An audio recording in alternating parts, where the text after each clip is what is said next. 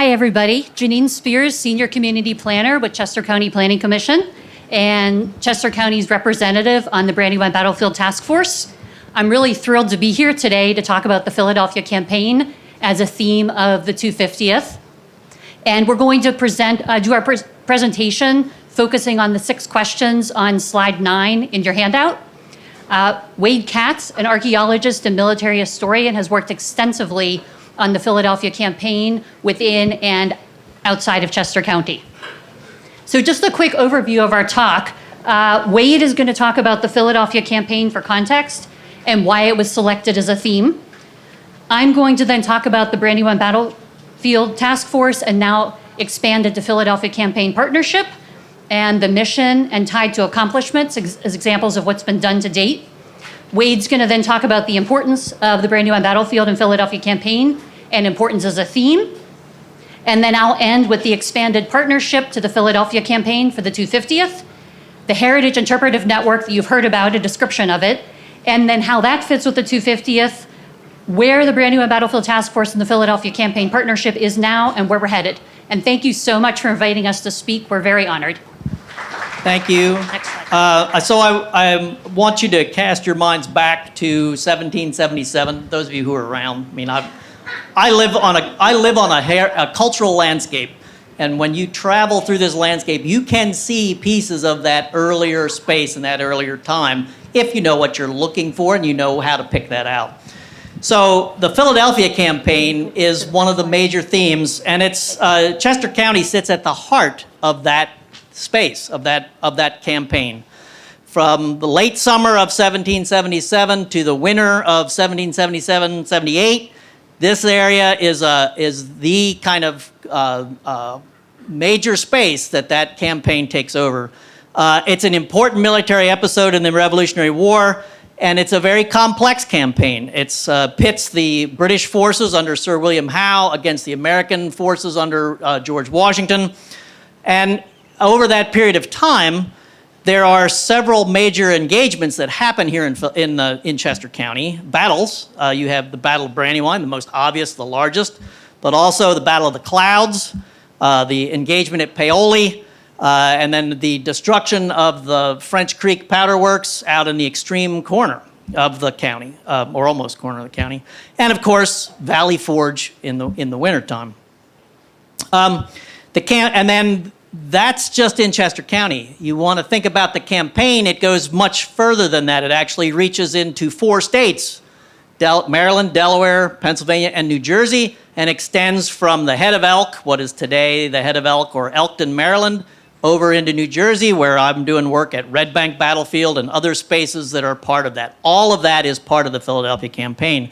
And it includes other places like Germantown, Couch's Battlefield at Couch's Bridge, Fort Mifflin, and White Marsh. So it's a much larger space, and as a theme, it could be looked at that way. The campaign, even though it's a disaster for the Americans or a defeat, the purpose behind it is for the British forces to seize Philadelphia, which they are able to do. But the outcome is got more strategic value than that, and that Washington's army is able to survive. The U.S. Military and government survive. The British do not end the rebellion by seizing seizing Philadelphia, which is the capital of the fledgling United States at that time. And the fact that Washington's army survives demonstrated the fortitude of that force, even under the worst conditions, where there were demands on the supply chains and the number of forces and soldiers coming together. It still is able to survive. And that survival helps to bring foreign allies into support the United States, including, and most specifically, France, but you have others, Holland, Spain, a number of others that come into support as well. So the Philadelphia campaign is an often overlooked but very key component of the American Revolution. And that resilience of Washington's army helps bring those forces into play. I think I'll go to the next slide and talk a little bit about that Brandywine battlefield and the importance of the battlefield as a defining part of the Philadelphia campaign. Just to give you a little background on the battlefield, It is a testament to the significance of that battlefield. It's probably the largest land engagement of the American Revolution. 35,000 acres, two counties, several municipalities. It's a massive battlefield space. It is a National Historic Landmark, the Brandywine Battlefield. And it has been one, and that's not an easy thing to become. So there's only a handful of National Historic Landmarks in the United States. It's the first Pennsylvania Commonwealth treasure, and it's listed as a priority space by the American Battlefield Protection Program. Over that 20-day period that they're in Chester County, what's the purpose of preserving a battlefield? Why do we want to do that? Battlefields, and we have several, and I'm just going to focus on those battlefields, but they're poignant places on the landscape where geography has been transformed into symbolic spaces of war. We infuse those spaces, we ourselves and generations that will come after us and those that came before us, we infuse those spaces with multiple meanings. And they can be political, they're places of pilgrimage, they're places of memorialization and memory, they're places of tourism, which this is an opportune time with the 250th coming up as a place of tourism, but they're also burial spaces, and we need to keep that in mind. These are places that American soldiers gave their lives. They're buried. You're on the battlefield right here where you are. There are soldiers buried on this battlefield. We have never been able to locate their remains yet, even today, 250 years later. The Brandywine Battlefield is a cultural landscape, and it possesses a special authenticity because this landscape is still largely intact. And I want to point out something that my colleague at the Museum of the American Revolution, Scott Stevenson, some of you may be familiar with, has made the comment, accurate history, which is what we want to try to do here, is inclusive history. And so if you have those two things going together on this space, you can have an amazing outcome on the population and the community that comes to visit this place. The battlefield and all these spaces of the 1777 campaign provide a uniqueness of place. This event happened here, in your backyards, in your county. You should be proud of that and embrace that as stewards and kind of help raise the awareness of the significance of the place. The battlefield itself promotes education, it promotes outreach, heritage tourism, and it's a challenging space, obviously. It's still a living landscape. It's still a place where people live and work every day. And so you have to balance those things between heritage tourism, preservation, but it can be done. And I just want to make one more comment on this before I turn this back over to Janine. I've worked for almost 2 decades as a consultant on battlefield projects from Vermont to Virginia, Delaware, New York, New Jersey. There is nothing like what you have here in Chester County with the Brandywine Battlefield Task Force, which is one of the major components of how this organization functions. That task force has been around since 1993. You have an amazing basis here for really developing this space into a remarkable heritage tourism space. It already is that now, but with the 250th coming on, you're going to see that. The level of interest and support that comes from your county governments, your municipalities, your townships, federal government, all of your planning organizations is unmatched any place else in the U.S. I haven't seen that on any other battlefields that I've worked on, so you should be really proud of that. And with that, I think I'll turn this over to, I'll end with one more comment, sorry. As I mentioned, the battlefield is identified by the American Battlefield Protection Program as a Priority 1 space. You have a couple others that are listed in there. Paoli, the Battle of the Clouds, and Valley Forge are highly significant spaces. That means, the Priority 1 means you still are under major development threats here and suburban threats and changes to this landscape. And so it's really important to be stewards of this space. And I'll leave you with the statement that the American Battlefield Protection Program wrote in their 2007 report to Congress.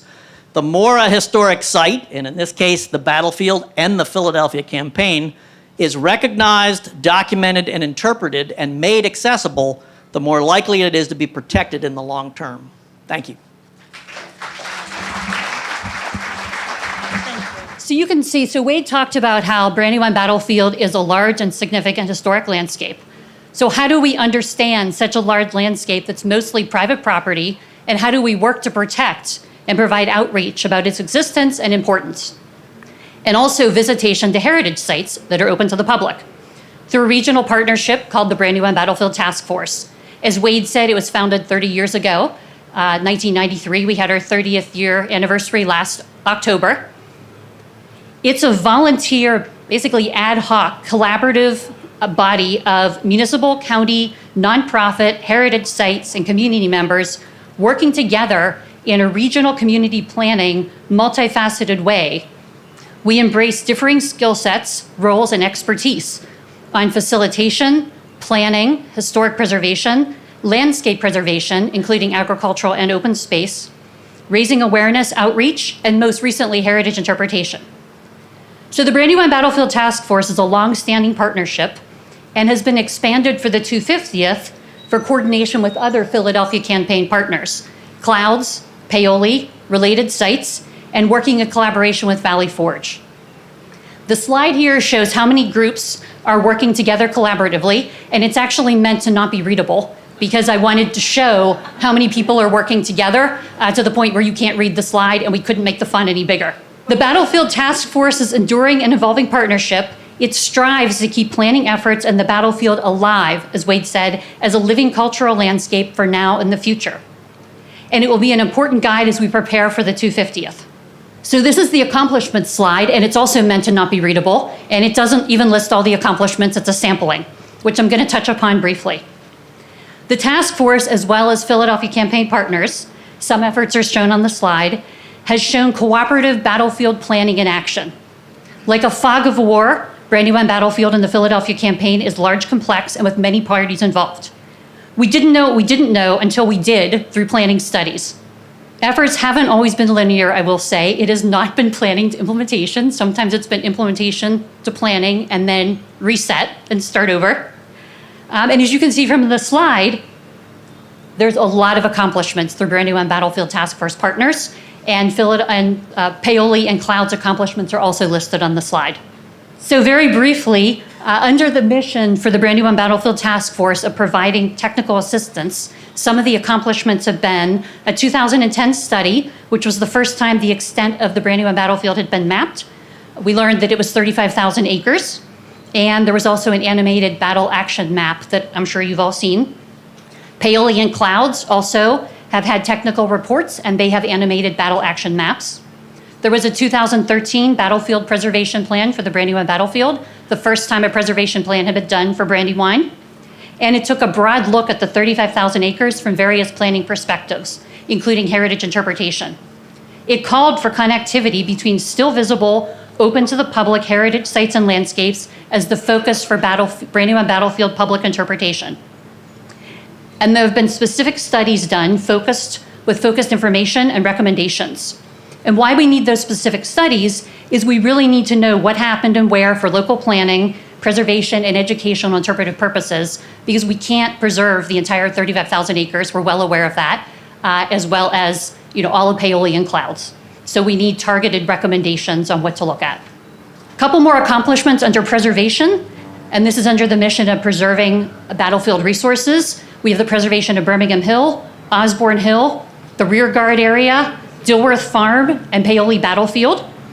Under heritage interpretation, with the mission of pursuing projects to interpret significance for battlefield education and visitorship, we have heritage interpretation planning. Marshallton and Kennett Heritage Centers are open. Thornbury has a soft opening. Strode's Mill Heritage Center is working to open. We have the Brandywine Battlefield Heritage Interpretation Sign Marker Project. There's one sign in each of the 15 municipalities, and that was funded by Sons of the Revolution and their color guard. We have the Brandywine Battlefield Signage Design Manual, which is actually used in the Chester Valley Trail, so it is expanded to being used in the Clouds area. And we have draft driving tours. A lot has been done, as I said, in the accomplishments, but there's a lot more to do. So where are we now and where are we headed? So large scales ideas for the Brandywine Battlefield Task Force. The idea is a fortified partnership of public and private stakeholders embracing agricultural, historic resources, and natural resource value and protection, continuing forward. For the Philadelphia campaign, a cohesive, fully implementable heritage interpretive network connected to the 250 to launch. that is an educational, local heritage economic, and heritage tourism driver, creating a permanent legacy for generations to come. So what is this planned heritage interpretive network that you've been hearing about? I will keep this brief because some of you know I can talk about this for a long time.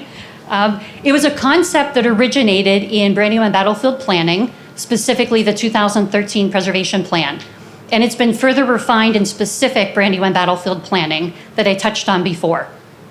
It's now being expanded countywide to other themes through the Chester County 250th and also through the Chester County Heritage Tourism Plan. The Heritage Interpretive Network links identified heritage sites into tiers, and you're seeing an image of what the Heritage Interpretive Network looks like for Brandywine Battlefield. And by the way, the white area there, that huge area, 35,000 acres, that's the area Wade was talking about. It links identified heritage sites into tiers, gateways, heritage centers, and interpretive sites by theme, place, and visitor and site capacity for right-sized expectations for the visitor experience. Very briefly, gateways introduce the visitor to a theme, orienting and overviewing one overarching theme.